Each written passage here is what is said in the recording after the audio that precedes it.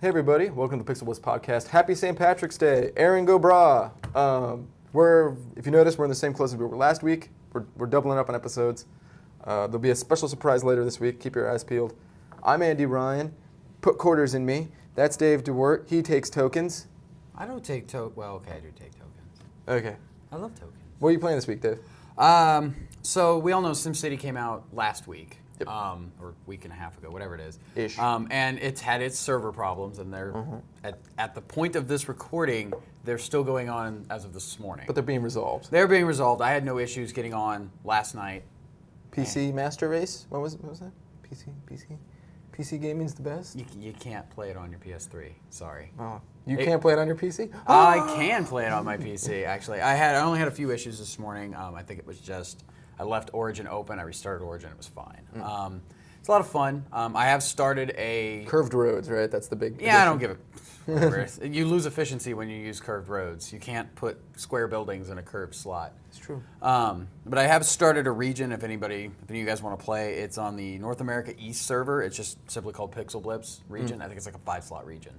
Cool. If it fills up and we wind up tearing the hell out of it and blowing it to hell, I'll start another one and try to make it a 16-slot region.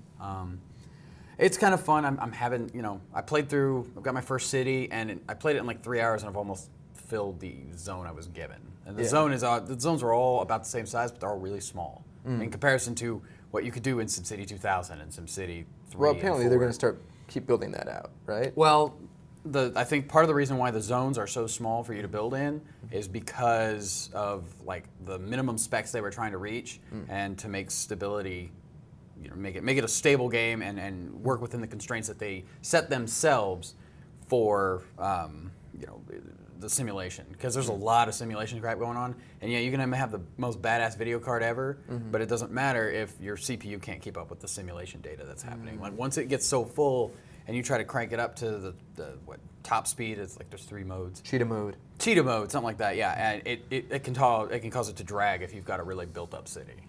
But yeah, it's a lot of fun. What I've gotten to play of it so far, so good. And it's a sim game. So it's a sim game. There's a level of quality already. Maxis makes good games. So what have you been up to?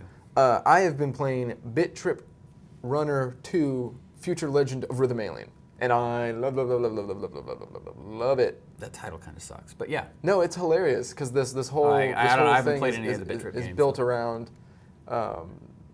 There's the guy's captain video, commander video. Is that the little black dude? The little black dude with the little white visor. Yeah.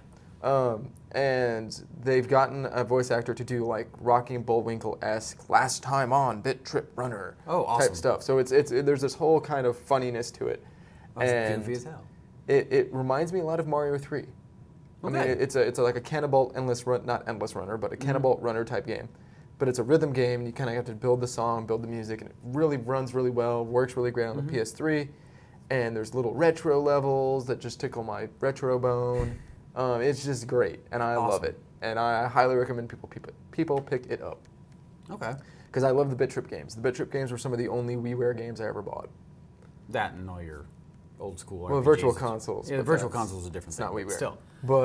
And it's good. It's solidly made, really wonderful, and will give you, if you're our age, if you're a gamer of a certain age, and you were like Dave and have an AARP membership card, you will really enjoy it, and I think you will also see the Sonic the Hedgehog, Sonic 3 / Mario 3 kind of the influences, and they're really great and really fun. Okay, it's awesome. That sounds cool. Might have to check to see if there's like a demo of it. I don't know if there's a demo. It was on sale, but it's not any longer. Okay, well. So, as I said last week, or preluded to this last week. Yes. So we're doing as when we normally pre-tape these, we do kind of list shows. Yeah. And our list show this week is our favorite arcade games. Yes.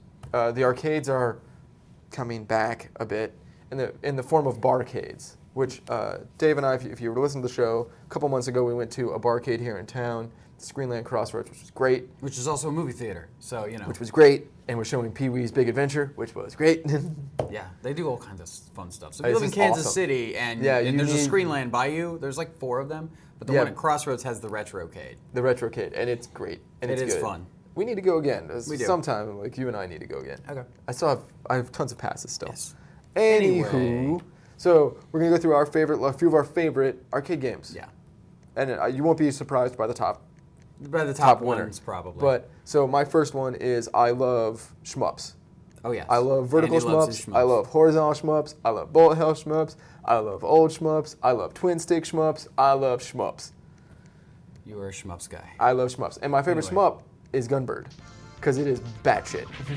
Yeah, it's like it's a vertical shooter. Yep. And it has the upgrades and all that, but it has set in the Edo era of Japan / Tokugawa era / Japanese anime history era. Yeah, because it's all anime inspired. It's got a really crazy ass story. It's basically based around Journey of the West, which was the original inspiration for Dragon Ball and everything.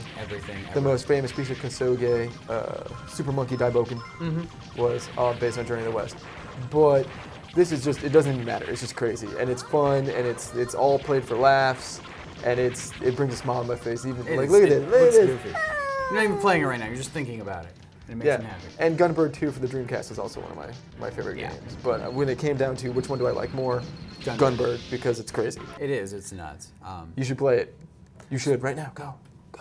We'll come back here. Pause it. It's this button right down here. Pause this, and go play Gunbird, and come back, and we're gonna be like, wasn't it? It was great, right? You had fun. It's totally great. It's good. It's totally worth the 50 cents, $45, whatever it is you spent on playing that game. So my, I guess number 4 would be whatever. Do they really need to be on the list? My first one is Magical Drop 2. It's a match 3-esque game. It's kind of like Bubble Bobble and Bejeweled. Or not Bubble Bobble. Bust-a-Move and Bejeweled. Okay. You pick up you pull the balls down from the top of the screen, you throw them back up, you can match 3, they disappear. You can get these crazy power-ups and stuff like that. And when you play multiplayer... And there's dancing anime girls. And there's dancing anime girls in the background all the time. When just like in, Super Puzzle Fighter, the character you choose has a different layout for how they drop gems on your competitor. And it's a really goofy game. It's a lot of fun. It was a Neo Geo game. It was in those Neo Geo cabinets, like an SNK puzzler. I think Magical Drop 5 is on Steam, so you can kind of still play that game if you'd like. In fact, I have it on my Steam account. I bet you it's somewhere on the PSN, either in one of those SNK collections. Magical. There's like I said, there's 5 or 6 of them at this point. They're a lot of fun. They're really fast paced. It sucks quarters like a mother though. Oh yeah. So a funny Japanese story. When I was in Japan, I went to an arcade that was pretty much off the beaten strip. And I played a Bust-a-Move Magical Drop-esque game where you're shooting up at the thing. Except when you got a line away, out of the top, something would push the things down at you, the balls. So as you cleared out all the balls, you figured out whatever's pushing this thing down, and it got all the way down, and it was like an naked anime girl, like with a handstand. It was super weird, but I was like, this is very pervy. Yeah. Well, that's what happens when you go to off the strip arcades in Japan. You gotta when you're somewhere new, you gotta just experience it all. I guess. Just dive in feet first. That's Japan. That's totally Japan. So my second game is Asteroids. I love Asteroids, and here's why I love Asteroids. My aunt was a video game collector. She loved Asteroids. She bought an Asteroids cabinet, and she had it in her basement. It's now in my house. Perfect working condition? There's one of the EEPROMs that does the pew pew sound. Yeah, it kind of is shot.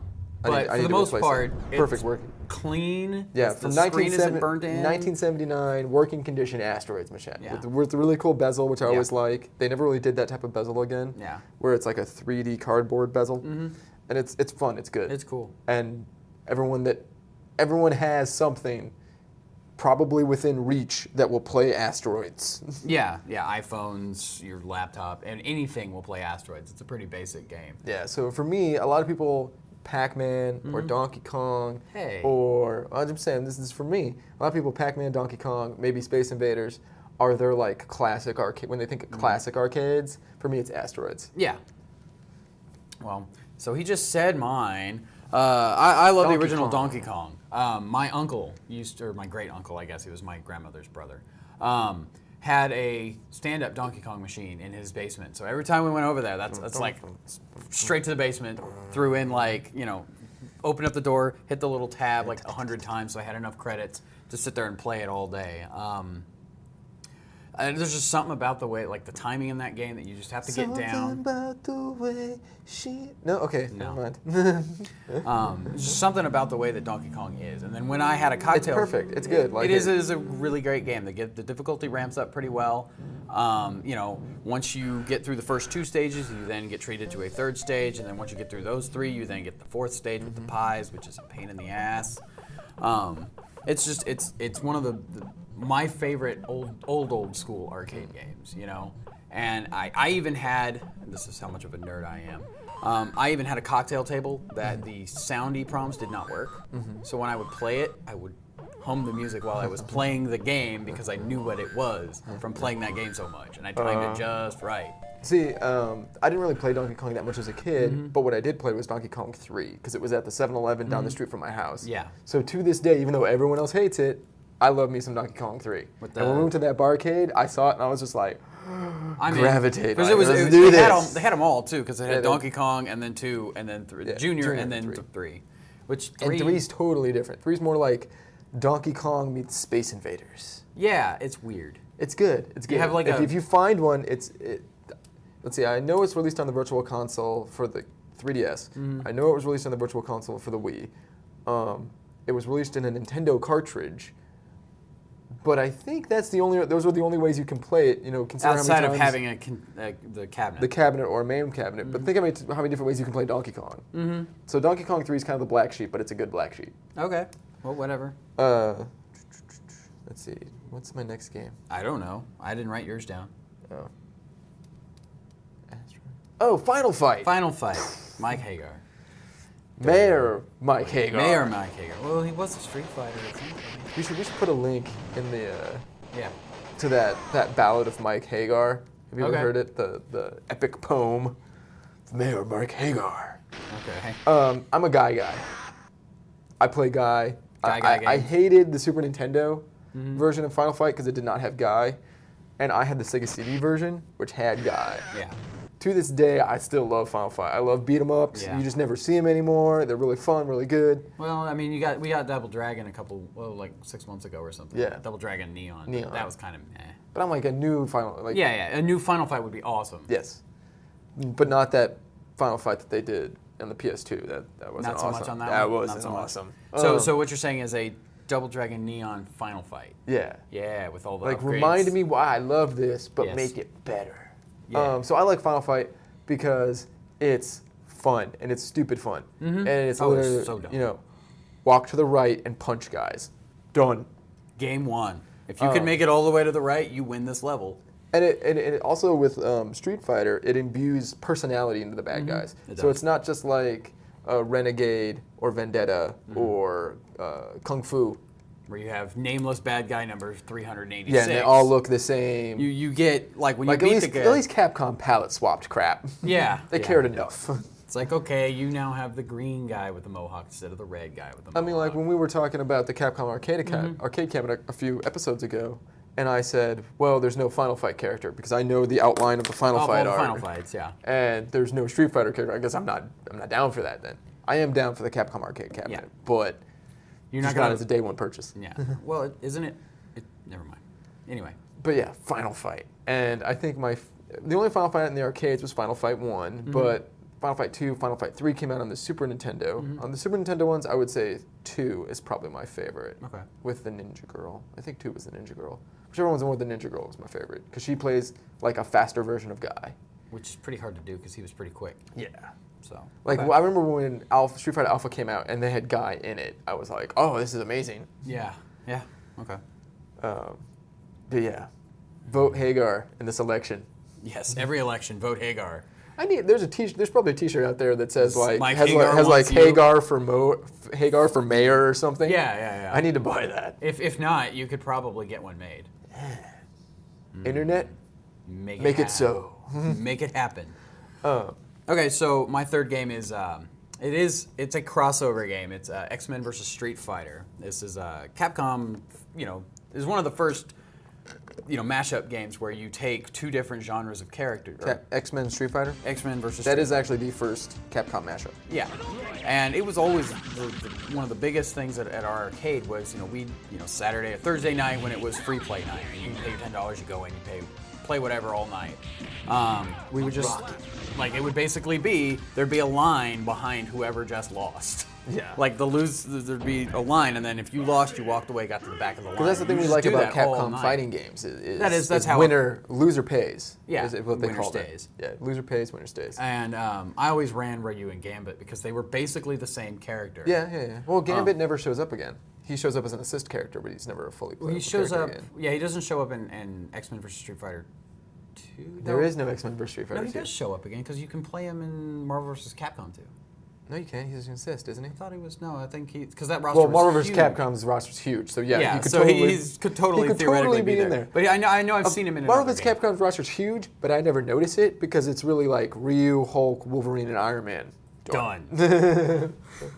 Those are the guys he plays. Oh, and occasionally Spider-Man. Occasionally Spider-Man. Gotta But get it no, up. I always played, Ryu and Gambit because their supers were large enough to take out the majority of the screen. Yeah, I would say I mean, Gambit's, it would have the been super that's broken in Street Fighter and X-Men, Cyclops. Cyclops is always broken though. He always has that one that takes out the whole screen. You can't block Good luck it. You dodging can't, this. You can't really dodge it unless you super jump. You gotta either super jump and block on the drop, or jump and block on the rise. Yeah. It's the only way you can do it. Yeah, and it's impossible. Yeah. It's Gambit or Cyclops was always just a pain in the ass, and I was like, I hate you people. But yeah, so that was my other my other favorite street.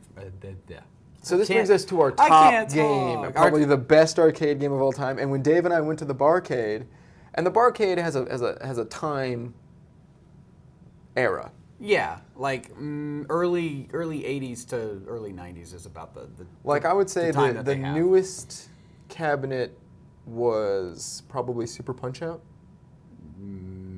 Yeah, unless Dragon's Lair and No, Dragon's Lair is actually a lot older than you think.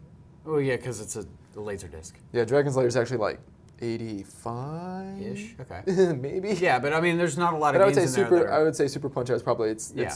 latest, newest. Yeah. and it's 91, 92. Yeah, it's but they not- don't have what we would consider the penultimate arcade experience. They do not have one of these machines. And it's hard to believe this because there are so many of these machines in existence.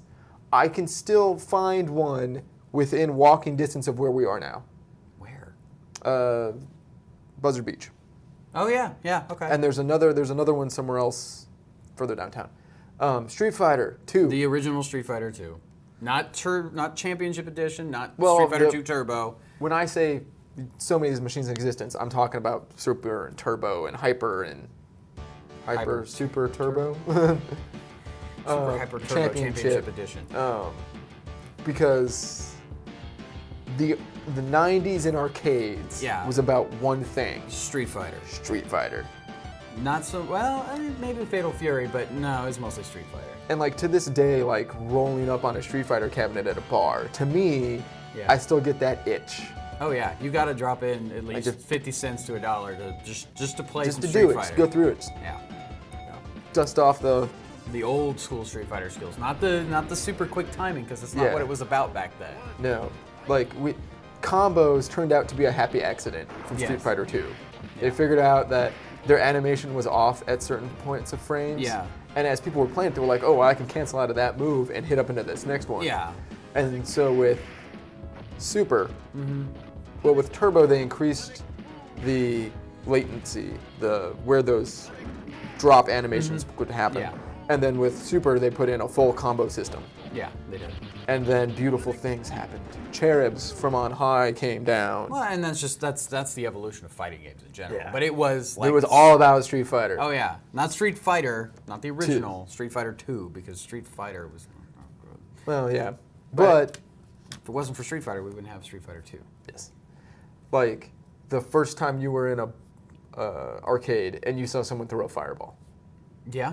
That was cool. Yeah, it was. It was like, how do you do this? What do? You don't just jump and punch. You Yeah. actually do. Oh, I get it. I remember being I want to say I was an 8-year-old. I was in 3rd grade. I was at a birthday party at Chuck E. Cheese or something. Yeah.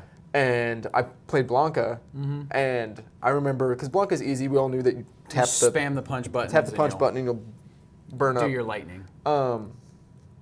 But I was playing against a kid, and I did the arc roll over him, and he was like, "What? Where'd you get that from?" And then in that half second where he was like, "Whoa!" just went right behind him and barrel rolled him into the corner, and then just bzzz, done. Yeah. And like that still to this day, like when you pull off a super move in one of the new Street Fighters, people are still like, "Whoa!" When you get the timing down to the point where it's like, no, you just know how to do it. Yeah.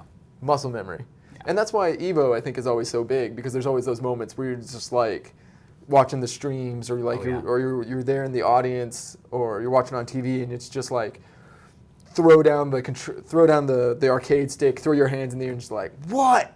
What do you want to do now? I win. What are you gonna do? Yeah. Back of the lines over there.